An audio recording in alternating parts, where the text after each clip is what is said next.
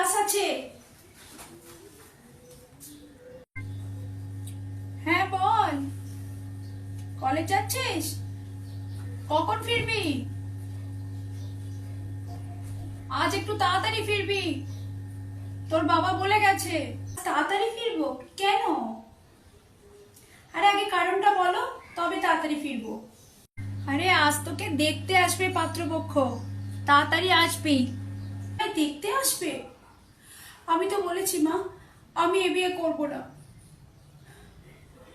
আমি এখন বড় হয়েছি মা, তোমরা ছোট থেকে আমার কোনো আবদার রাখোনি, যা বলেছো সবটা মেনে নিয়েছি। তোমাদের ইচ্ছে মতো সবকিছু আমার উপর চাপিয়ে দিয়েছো, মুখ বুঝে মেনে নিয়েছি।